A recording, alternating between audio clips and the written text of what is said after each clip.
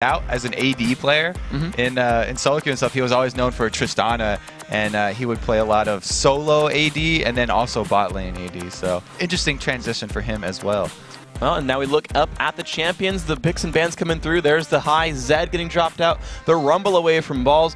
Meanwhile, Jackie's Orianna and Voice Shen getting dropped out. So target bans everywhere. And Curse not wanting to run the Ashe Zyra themselves drops away Elimination Zyra. So they don't think that they're going to be able to steal away the combo. So they're going to take out half of it. And the Orianna ban, that's definitely, looking back at last week, Curse ran so much Orianna. Like, they were very predictable last week. This week they came in and they prioritized a lot of Cloud9 champions, one of which is definitely Zac, high priority jungler. So that is what they actually rushed for initially. I always think that's interesting to see what team, like, there's obviously a lot of sort of first pickable champions, guys like Twisted Fate or Zed or Zac for these guys, the Elise, the Thresh, champions that you normally see in the top left corner of the beginning of champ select, and they say, you know, we want the jungler right off the bat, steal that away from Meteos.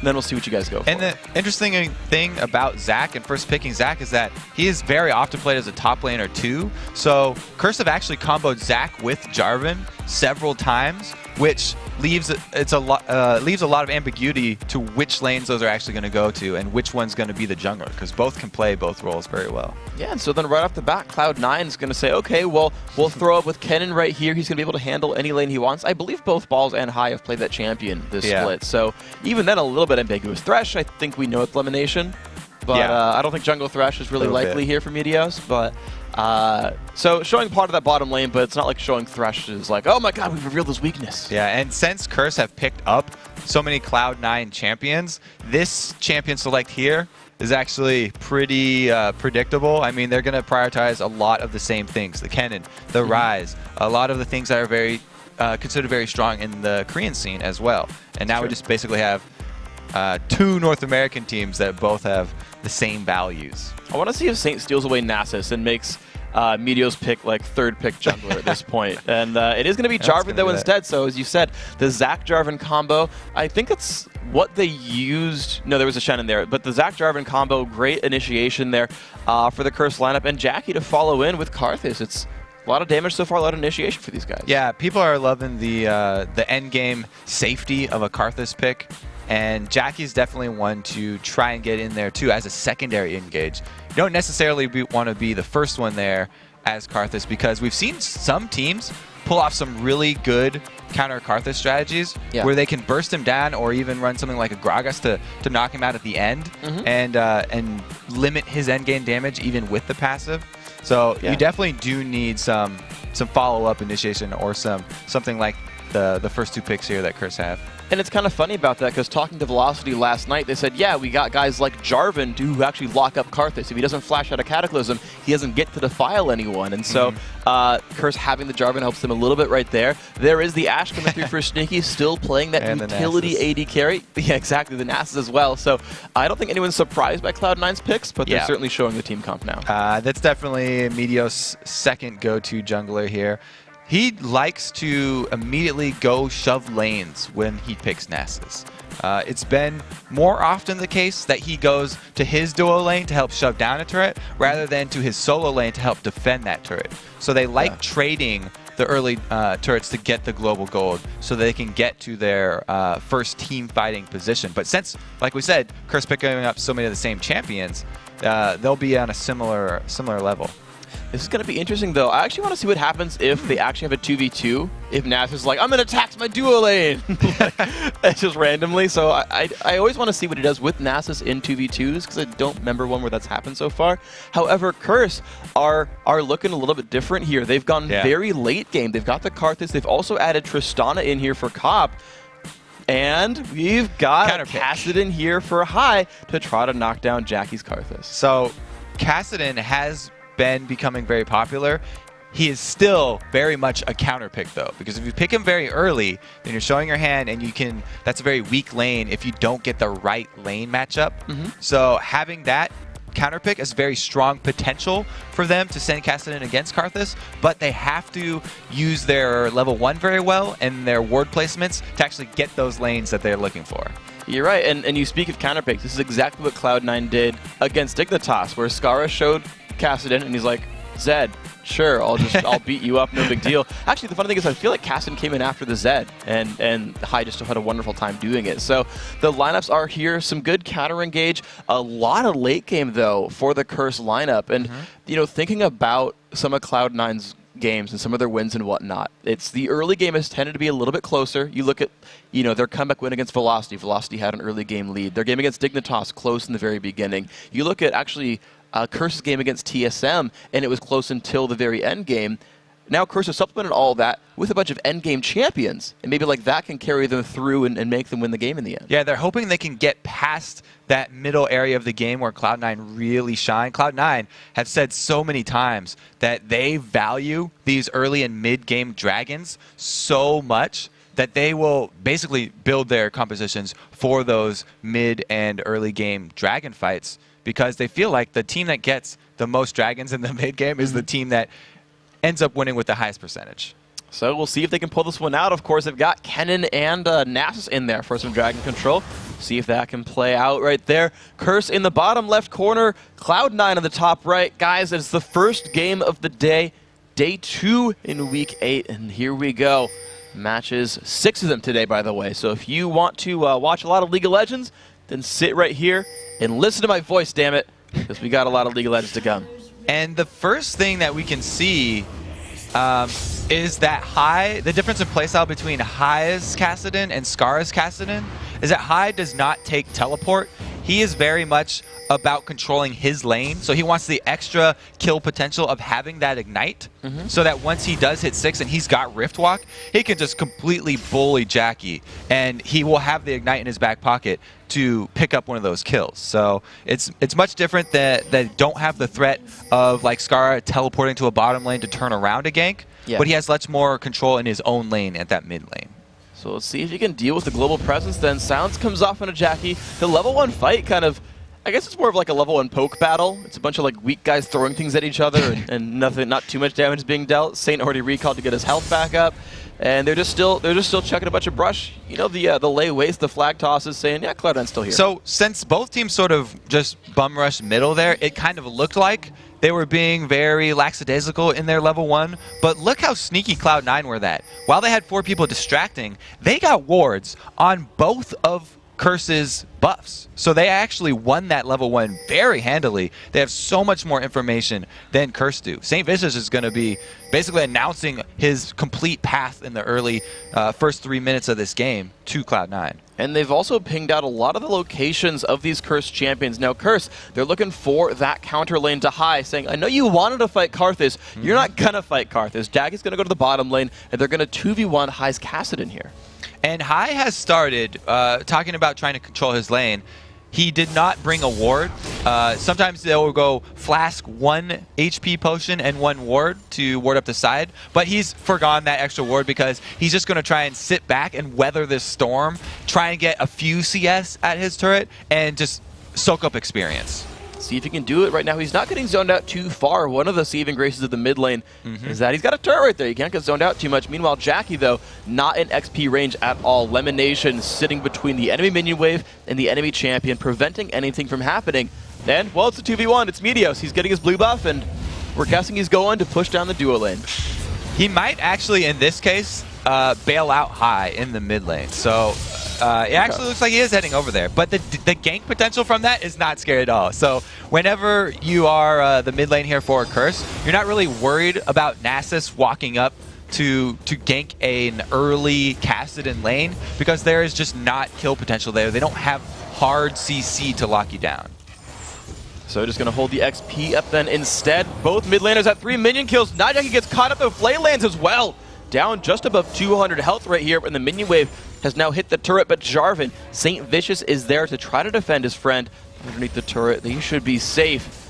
Edward and Kopp still poking away at Hai, who's still not had the best chances, but Jackie, I want to point out the scoreboard at the bottom, he is actually last hitting decently compared to that poor little Kassadin. Yeah, it was a little bit of a missed sidestep there for the death sentence that cost him a lot of HP, but Karthus is a really strong 2v1 actually. Reginald, who is one of the most prolific Karthus players, is of the opinion that you should never 2v1 Karthus because he is good at CSing from behind. The only thing is, he's fairly squishy early, so if you can get those harass trades off early, then he's vulnerable to being dove and being killed very early.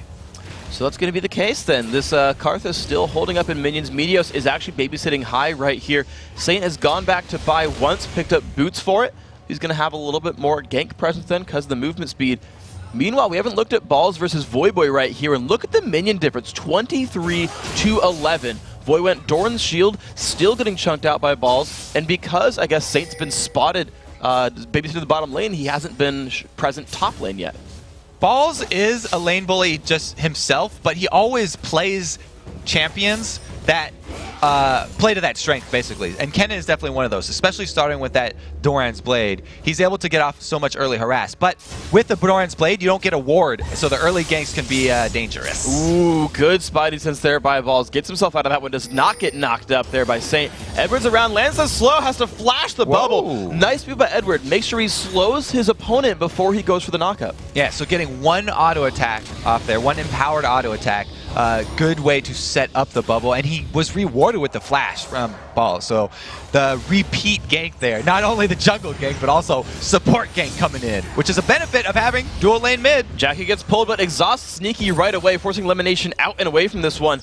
Jackie, no mana, only level 4, so no Requiem coming out, but Lemon's got to burn through his last couple of health potions to get his health bar back up.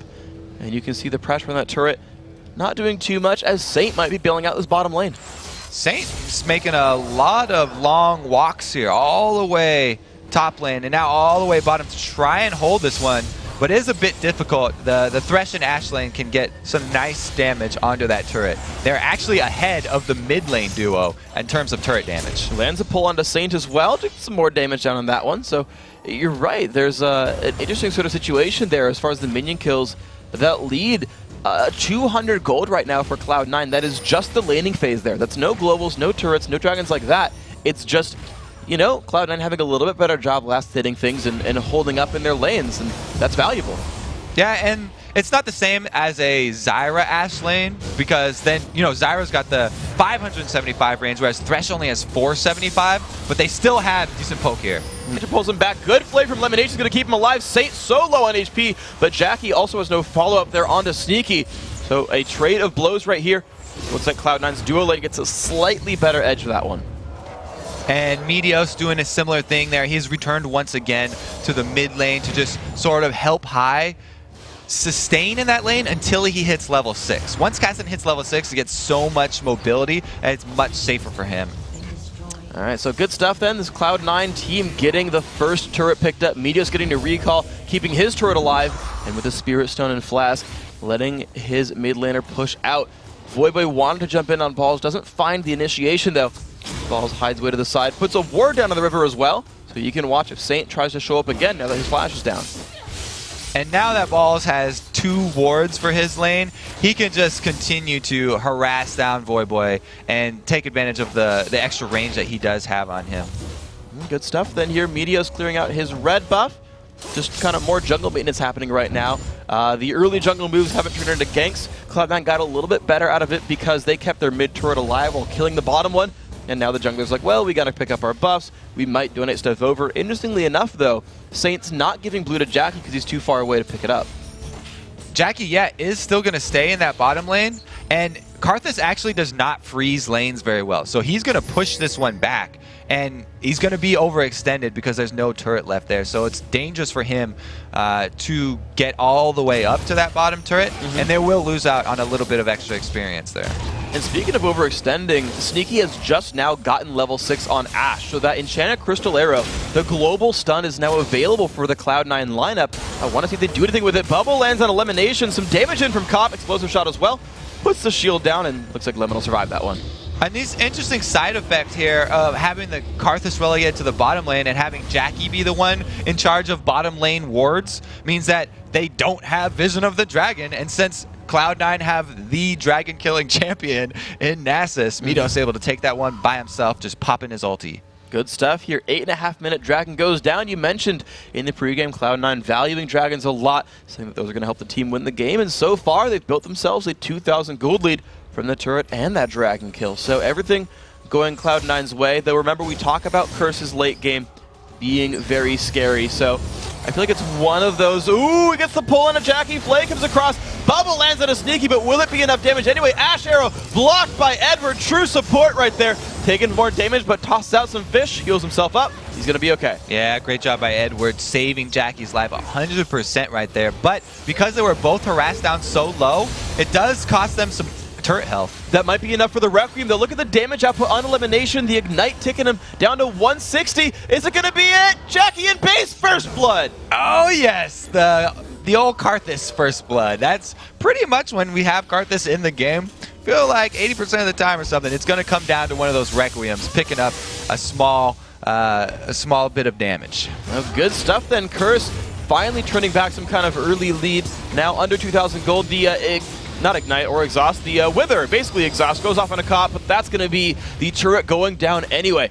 Curse turning that kill into map pressure. Good pickup by these guys in the mid turret as well. And that is pretty much according to Cloud9's plan. Even though they just lost the kill and they were evened up on turrets there, the game is still going according to their plans because they aren't too scared of the late game because they have the pick potential here. Crystal Arrows, I mean, Curse's endgame teamfight is amazing. You're right. With the Tristana and the Karthus, if they're all grouped up, then they definitely have the upper hand. But Cloud9 have the power to choose the engagements with that arrow and the power to follow up on them with Kassadin, who's so mobile that he can get to whatever target gets arrowed and finish him off. Cool, so it's a little bit like the Curse vs CLG game where we don't want to necessarily 5v5 you, but if we can 5v2 you, that's great. Exactly. All right, so that's what we're going to look for, guys, is how well can Cloud9 find individual members of Curse, and we'll keep the eye out whenever the arrow's up, whenever High is lurking in the shadows right here. Sneaky lurking around, just kind of sitting in his lane right here. We've kind of got a docile game for the next couple of seconds there. They're kind of going through the lanes, getting some farm. Jackie now sent to the top lane, though he's without his global right here. There's no dragon to control either, so he's just looking to farm. I don't see what Curse is looking for just yet. Well, they're first of all trying to get Karthus back to holding the 2 versus 1 lane because he does have such good wave clear that they're going to try and make use of that extra man advantage and keep the pressure in the middle. If they can keep pressure on the middle of the map, then they can extend that sort of zone of control into the jungle of Cloud9 and start taking advantages there. Cool, so good move then. Nice little map adjustments, I guess, by this Curse lineup. Making sure they can do whatever they want throughout the mid game now. As we're about 12 minutes in. Yeah, Meteos is Nasus. It's his 9th time on it now. Certainly has a very good score in that champion, as we talk about. Junglers tend to excel when their teams do. And I believe Cloud9 has excelled in general throughout this split. Elimination just kind of saving Sneaky right now with Cobb. And yeah, Curse just playing the laning phase. Just, you know what? We'll just get some farm. Tristana and Karth is going to get nice and big. Edward can carry us in teamfights once in a while. But we're going to happily kill minions. We're going to CLG this one for a while. And you can see how much emphasis they're putting on controlling the middle area of the map, because not only do they have both sides of the mid lane warded, but they also have the mid lane itself and deep into the red side of the jungle. So they're trying to keep track of all the movements up there. And that's because they really don't want lane switches to go against them again. At this point, now that High does have his Rift Walk, if Kassadin ever does end up in the same lane as Karthus, then it's extremely hard for Jackie to continue to CS. So gotta hand it then to Curse for dodging away from that guy. Keeping Jackie in a reasonably good situation. 67 minions on him. Well, actually it is the lowest of any of the dedicated sort of carries here. High getting jumped under the turret by Void. Void goes in with the Let's Bounce. Does he have the damage? Flash burn. The slow comes out from High. Void's gonna get the kill. He's gonna flash away from the turret, gets split up. Now can the minions carry this one? Are the purple caster minions overpowered? It's going to be close. The Bloblet's dropping down. Turret doing some damage. Voidboy is going to live. And that's why he flashed to get just to the outside range of the turret. Only his 2 blobs that went backwards were back in range of the turret. Minions not able to finish the job there. So Voidboy did a great job of reacting to High's play. Since High used Riftwalk's damage to get extra CS under the turret, he knew High didn't have an extra escape besides his flash and decided to go all in there because Zach's got cell division and he's amazing at tower diving. Really good just reactions by Voidboy. That's what Cloud9 said they were worried about, is what can Voidboy do? Well, actually, Boss gets a stun, drops Jackie to half HP. But yeah, Voidboy, like High said, I didn't enjoy the game very much when I had to fight against Voidboy, but at least my team knew what to do. Well, here's High not having a very fun time against Voyboy again. That's a good thing for Curse here. And that's sort of a general rule of any of these side lane pushers is you have to be very careful when you use your escape skill to farm up. It's like the same thing with Kennen. If Kennen uses Lightning Rush to farm up a minion wave, then Curse know that he's vulnerable for the next few seconds, and they can go aggressive on him. High right there just got a little bit greedy for the money under his turret. So, unfortunately, greed not good this time around. However, Cloud9 said, you know what? If we can't get a couple minion kills, we'll go for the Dragon instead. Puts the pink ward down that is in vision of Curse. They're looking to collapse here, but Cloud9 might just have the numbers lead. Cop and Voyboy are far away, so it becomes this smite battle. Meteos has his up. Saint does as well. This could be a miracle here for Saint if he wants to go for it. It's not going to be the case. Dragon picked up there for Meteos. 2 Dragons, equal turrets, but 2 kills on Curse's side. Yep, and the reason that Cloud9 went for that, Voyboy up top in full vision, farming the minions, and they also had a ward in that side push too, so they could even see his progress if he decided to run down the river towards that Dragon Pit, and they were confident in the 4 vs 5 ability. The health of that top turret also means that Curse didn't answer with really anything right there. Voyboy can't get much damage onto a turret by himself. Now, and you're right, Ball just showed up immediately, was not actually quite involved with the fight, had made his way down and said, okay, you got it, I'll come back there. So good job defending this one. High and Meteos are looking for that pick. They're looking now for Jackie. The Wallop Pain comes out. Jackie, good escape. Yep, very, very good. It's the danger of the overextension in a long lane when you don't have your turret anymore. And the relative unfamiliarity that Jackie has with the long lanes, because he's usually in the mid lane, and the fact that he has to bring his own wards to cover his backside. And there we go, more damage. St. Vicious, nice. Okay, so High actually saved his Riftlock this time. Got away from the enemy knockups. He's going to be safe this time around. I think he's learned his lesson. He has. Yeah, and also he's actually found the actual matchup he wanted. He found the High versus Jackie, Castan and Karthus battle. We'll see where this one goes. He's in enemy territory, to be fair, but this was the matchup that we're looking for. So not only does High have to be careful when he uses his Rift Walk to last hit minions, but also to harass Jackie, because he has the advantage in that lane if he can use his Rift Walk to get towards Jackie and harass, but since he doesn't have a deep ward up by the red buff for Cloud9, then it is a little bit dangerous for him to overextend like that. We'll see if he takes the risk then. Anytime Saint shows up, he'll feel a little bit safer. Nice little healer from Edward, putting damage into Sneaky. And we're seeing now pretty much actually full-on default lanes here. The 2-on-2 in the mid. Edward goes. Sidestep by Sneaky. We're staying high and dry here for both Cloud9 members. Yes. Don't decide to take a ride. No, surfing not in season for these guys, even though it is summer. They just don't want to do it. So, all right then.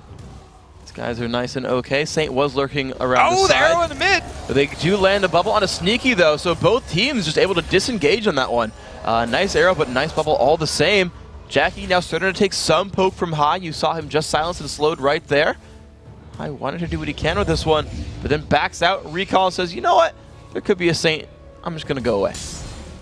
This game is playing out a lot like it would on paper. There haven't been a lot of unforeseen, just surprising events. Yeah. It's been very methodical by both teams, actually. Curse looking to try and get as much money onto Cop as they can, trying to use Jackie as the 2 vs 1 side lane wave clearer so that they can funnel more money onto Trist. And then Cloud9, they've stayed true to their game plan that they've announced. Dragons, important to us. Very, very important to us. And so far, they've gotten them all.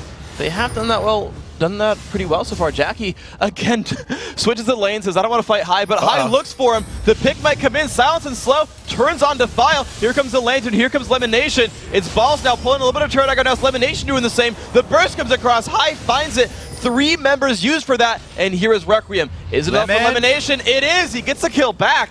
1 for 1, but assist going Cloud9's way. Saint, I don't know if he's going to find much here. That Requiem kill onto Lemon was so close that a few more seconds early of drinking that health potion would have saved his life. Ooh, the flash Q almost by Meteos. Voyboy's passive. Ooh. Mages have still been down. I can't check myself, but a little cheeky move there from Voyboy. After the flash had been spent from Nasus, he knows there's no more surprise gap closing, so goes back over and gives him a punch on the way out. Gives a little bloblet, goes back. But Saint actually, because he's seeing Nass's bottom, he looks at the red buff, gets hawk-shotted so they know he's around, but Saint might just get this. He's got to cast it in though. High's gonna just check that bush, and St. Vicious gets silenced. He gets arrowed on the other side. High comes across. The aggro Baron as well. Good kill picked up right there. Nice job, Cloud9. Kind of sneaking up on him. Red buff retrieved there. Buff transfer complete. Sneaky actually ends up with that one, which is what Cloud9 wanted in the first place anyway. So St. Vicious there with the futile steal. And the blue buffs are going to be finally given to the mages this time around. Last time for Cloud9, High was dead. Last time for Curse, Jackie was in the bottom lane. So this time around, both Karthus and Kasten will wear those blue buffs. They've got some mana regen and some cooldown reduction. They're going to have a fun time in this mid game. And that really just goes to show the danger of randomly counter jungling. Counter jungling is not something to be taken lightly. If you don't have vision of the jungle that you're invading and knowledge of where the enemy jungler is, or the rest of even the enemy team, then it's very dangerous, and you will pay for it just like that, because St. Vicious was really counting on his flag toss combo to get out of that and just go over Baron, but because of the silence, that was not on the table. It's not. So High is going to look, though, for another sneak onto Jackie. He's been trying this for a while. He got it a few minutes ago. Elimination's there as well. Lantern comes across, pulls in High. There's the play. There's the silence. Good by Jackie. And this time there's no Requiem. High gets a refresh on the blue buff and a turret kill. 3 kills now for Cloud9, equalizing the score there, as well as their Dragon and turret lead. Talked about at the beginning, this Cloud9 team is going to be the one choosing the engages here, and Lemon Nation actually set that one up by warding a fairly rare pink ward that's in the middle of the river here, this tiny bush, to see if they could have a clear path to the back of that turret to get around behind Jackie. Cursor on top of a ward. Okay, there's the oracles from Edward. They're like, guys, they see us. Lantern comes across, the Lemon Nation gets the pull. They might not go in. Just kidding. Hard to follow that one up because they still have 2 members attacking the dragon. Good communication there by Cloud9 to not split their focus. Have half of them chase and half of them on dragon. Good stuff then, Cloud9. 3rd in a row, have taken those basically on cooldown every single time and really pushed themselves forward in the early mid game. Curse trying to rest their hopes on a 5v5 team fight later on, but haven't found one just yet. And Cloud9 still snowballing this game forward, wave clearing the minions and taking a 3rd turret here. A lot is going well for these guys. And because of the emphasis that Cloud9 put on those dragons and their success in timing them and repeatedly getting them, with the 3rd dragon, they now have the team fight aura. They've got an Agents of the Legion completed because of the extra global gold that was that went to their jungler. So even in the team fight, they actually have the itemization advantage. Good stuff then by these guys. And here we go. Again, the matchup. High finds Jackie. This is not good. Last time Jackie saw High on his screen, he died. Time before that, he died again. Jackie is not going to enjoy his lane or his stay here, I don't think. He's actually hiding in the brush, waiting for the minion wave to come meet him up, just so we can get a little bit more farm and experience. Balls takes golems, and it's just, I guess it's just Cloud9 looking for the next pick, because that's what they've been doing all mid game. Yeah, I feel like this is one of the most calm games that we've had in the LCS. Nice early morning start that we're having here. Cloud9 pretty much just staying calm and all going according to the very apparent plan that they've always had, which is repeated dragon attempts. And they've methodically taken down the entire outer perimeter of Curse's turrets. So next step on the list, start warding up the jungle. And they've got them right here. The methodical play still pulling through. Cloud9, the oracle's here for elimination, sweeps away the ward down in the brush, and they move on. This bottom lane now, their emphasis High, lurks in the shadows, and he's finds another pick. So Jackie's not with him right now, and Cloud9 saw him top lane. Cloud9 have the ability to engage with a crystal arrow.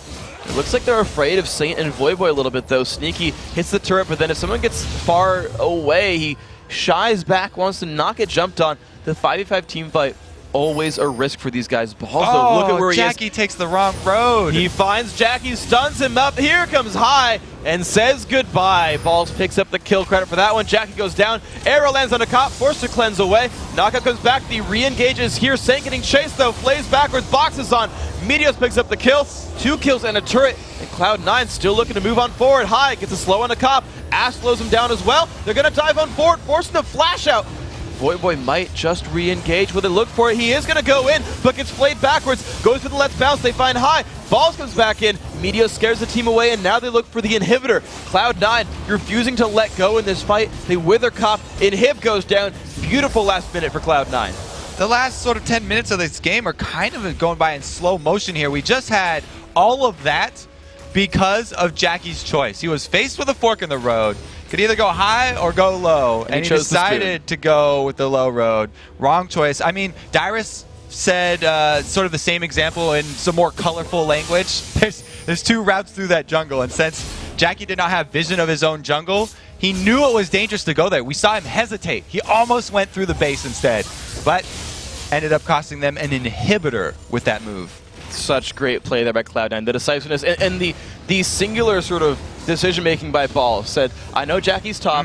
He might go through the jungle. I'll wait. You don't need me to siege. I'll wait here. If we find it, we find it. High was in that side of the jungle as well, was able to rift walk in. So the team coordination, the picks, right? You said choosing their fights. Oh, they Lemon found finds 3, though. Lemonation did not choose this one, though. He didn't vote for St. Vicious, but St. Vicious wants to lead him away anyway. The pull comes in. Arrow lands onto Jackie. Poor Jackie just keeps getting jumped on by everybody, but flashes forward. They look for Sneaky. Balls does not have his ulti just yet. They're going to go in. They find the kill onto Ash. There's the kill onto Jackie, but he has Requiem. They're going to chase onto Balls. There's the dunk. He's going to zone as it will block the damage, but Lemonation is low. Edward getting chunked down by High. The battle continues. Balls has Slicing Maelstrom. Now, will he use it? Double kill here for High. Now on to Cop. Cop, the Tristana is going to go down. Triple kill here for High. Voyboy re-engages, finds Balls, gets the kill, but Voy is just surrounded by enemy champions. Gets split in a bloblet, sell division, and Cloud9 just going to multiply and kill him. 4 for High in that fight. Great ace. And even though Curse did catch out Lemon early, he was close enough to his teammates to have backup. And Curse's miscommunication, when they saw the backup, they still had a 4 versus 3, but they hesitated a little bit, and hesitating even a few seconds at this point in the game costs you a lot of HP in damage dealt. And that was the difference between an ace for Cloud9, and Cloud9 turned an ace into a Baron. That is huge. Every single time they turn a kill or a something into something so much bigger. It's always been the big strength of Cloud9 we always talk about, and it looks like they're going to even be able to wear an all-5 Jackie, not in range as Baron goes down. Sneaky toss out a hawk shot, says, they're not stabbing us. Great, guys, we can recall back. So, ace and a Baron, couple of kills into a turret and inhibitor. This is Cloud9's game so far. It seems like the game is just so simple for Cloud9. Let's take a look at the replay of this one, because we missed the part. See, it's 4 versus 3 right now, but Curse are actually hesitating. St. Vicious was walking backwards. Voyboy goes in with the elastic slingshot and does a good job getting right onto Sneaky. But at this point, it's a little bit too late because Cloud9 are so far ahead, and the Zanya's buy from Balls saves him right there. Great job by Cloud9, able to clean this one up. And there's not much left for Curse to do at this point. They save Zach till the last person to kill, so they don't have to wait on killing those bloblets as well. And I actually liked one move that High did there as well. When he rift walked in, he bursted out Edward and then flashed away from Cop and said, look, I have to wait on 7-second cooldowns anyway. I don't want to take any damage to Squishy Mage. And then rift walked back in for damage and killed off Cop. It was a nice little move there by High. The number of like rift walk in flash outs I've seen from pro Kassadins, yeah, really impressive. That's how Kassadin usually uses his flash, because rift walk will do damage. So he wants to close the gap and get the damage of rift walk, but then flash away for the safety, because he's still a mage and he's still squishy. Apologizes to Cop for being near him, and then says, just kidding, I just want to kill you after all. So Curse now on the defense. Last 5v5 didn't quite work out for them, unfortunately. They might try to get something with this one. Baron buff here for Cloud9. Bit of poke comes off. Look for the turret. Crystal Arrow is up and Cell Division is down. So all of the cooldowns here in favor of Cloud9. They are ready to dive this one, even though they don't have to, because they do have the super minions down bottom. It's true, but they're still putting on pressure. The top lane actually has a bunch of minions. They may consider to sweep over to that one. They may just hold the mid. They find the hook. Whoa, actually, Lemon goes in. The arrow comes across. They find Jackie. Jackie explodes right there. Cataclysm comes across. The team is locked in, but 2 kills already. Cop's going to fall down as well. That is almost everyone going down, and that is going to be an ace for 0 kills. Cloud9 making their way into the base. 28 minutes and 30 seconds in, and they've got minions onto the Nexus. Not afraid to dive, and they're rewarded for their confidence there, taking down both Nexus turrets.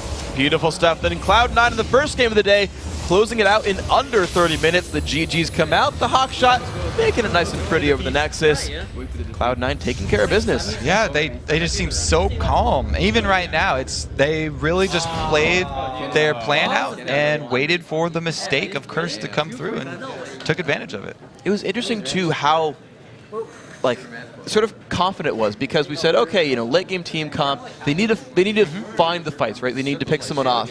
And they waited the first 10-15 minutes. They didn't do anything crazy. We didn't have many kills early on. We had one turret go one way, another turret go the other way. In fact, the first couple of kills went for Curse. Yep. And then Cloud9 says, okay, now we find you. Now we get Jackie. Now we get Jackie. Now we get this fight at the bottom. Now we get Dragon.